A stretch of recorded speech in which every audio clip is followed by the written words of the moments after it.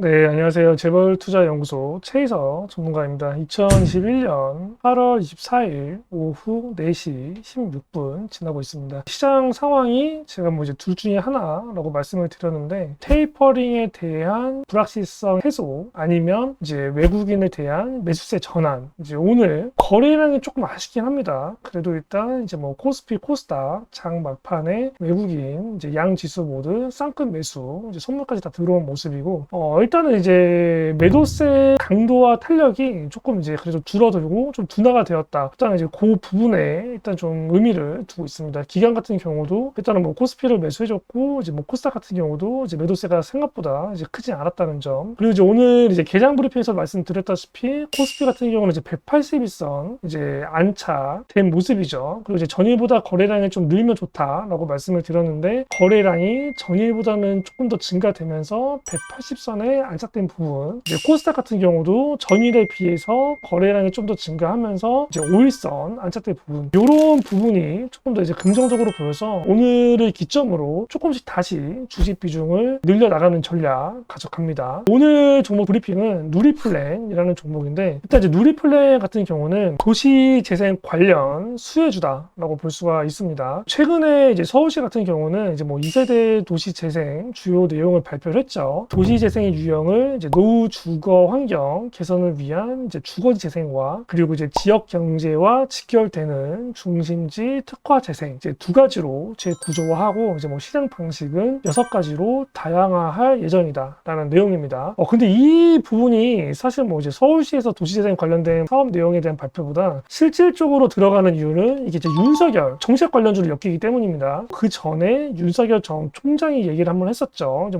골목 상권 살리기에서 이제 청년, 자영업, 이제 지방 발전이란 3대 요소를 언급했었고, 이제 청년들이 주축이 돼서 이제 골목 상권이 뜨면은 이 지역 경제와 자영업자가 동시에 살아날 수 있다라는 부분이 이슈화되면서 이 도시재생 사업에 대한 기대감이 높아지고, 관련주들이 이제 윤석열의 정책 관련주, 대선 정책 관련주로 시장에서 부각된 바 있습니다. 일단 대선이 얼마 안 남았죠. 이제는 인맥주를 들어가기에는 시기상 이미 좀 지나갔다. 인맥주보다는 정책주 위주로 이제 포트를 구성을 해야 됩니다. 일단 윤석열 전 총장 같은 경우는 사실상 강력한 대선 후보 중 한 명이잖아요. 이재명이랑 윤석열 이렇게 좀 양자대결 위주로 좀 많이 가고 있는데, 어쨌든 이제 강력한 대선 후보 중에 한 명이기 때문에 관련 정책주를 지금 시점에서는 하나 정도는 포트에 편입할 필요가 좀 있어 보인다라고 보여집니다. 일단 누리플랜이라는 기업은 경관 조명 사업, 그리고 경관 시설 사업 등의 디자인, 설계, 제조, 설치를 주 사업으로 하는 도시 경관 전문 회사입니다.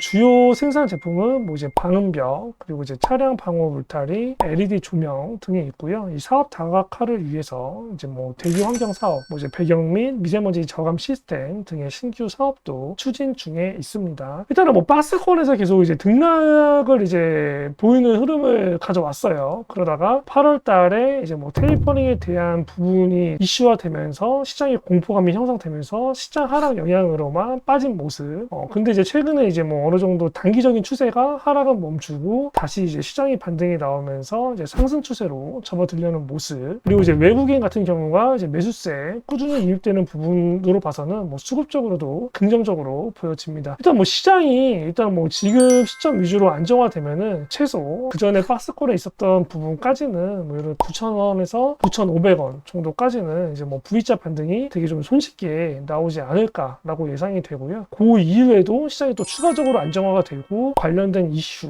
이제 윤석열의 대선 정책주라던가 이런 대선 후보들의 정책 관련주들이 이제 선순환을 시작할 때, 그럴 때는 이제 일봉상의 단기 고점 1,700원까지도 충분히 터치 가능한 어느 정도 강력한 재료를 가지고 있는 종목이다라고 보여집니다. 일단은 이제 오늘 이제 시장 반등이 있었는데 외국인 매수세가 어느 정도 좀 연속성 있게 유지되는지 여부를 좀 봐야겠고요. 그리고 이제 현지 시간으로 이제 8월 26일부터 이제 잭슨홀 미팅이 있잖아요. 아마 그때 어느 정도 이제 방향성에 대한 윤곽이 조금 더 나오지 않을까라고 생각이 됩니다. 이 뒤에 바로 시장이 조금 더 추세가 상승으로 전환될 걸 대비해서 지금 시점에서 이제 주식 비중을 조금 더 미리 채워나가는 전략을 가져가는데, 그래도 일단 잭슨홀 미팅까지는 확인을 하고 조금 더 공격적으로 진행하는 게 안전해 보인다라고 보여집니다. 이번 주 영상 여기서 마치고요. 일단은 이제 이번 주에 잭슨홀 미팅 결과 나오는 거 보고 다음 주에 관련된 브리핑과 시장 상황 한 번 더 진행하겠습니다. 진행하겠습니다. 금일장 수고 많으셨습니다.